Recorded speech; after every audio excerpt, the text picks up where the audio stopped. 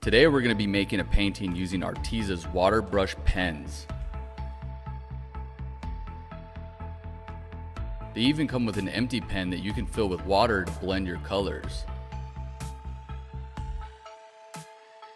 Before I start any project, I always tape my paper down. This way when it gets wet, it doesn't warp. Today I'm going to paint some tie-dye psychedelic butterflies. Check these out. Using neon colors, I'm going to set down my base tones. I'm going to do this by painting with water first, then I'm going to let the pens bleed on their own into the butterfly. Check out all those cool, crazy colors.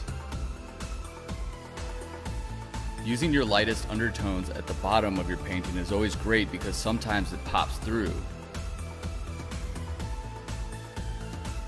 Let me add a little bit of blue to these wings. Look how bright they are.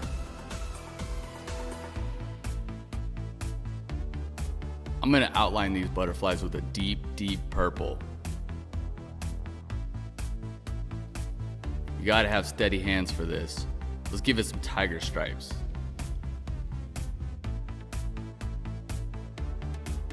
I paint tiger stripes by controlling the pressure.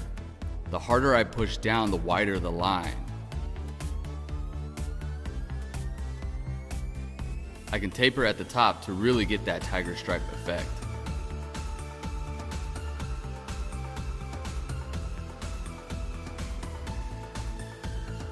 Since these are water-based, I can go ahead and use the purple from the outline. With a little bit of water, I can pop that shadow. Look at that wing.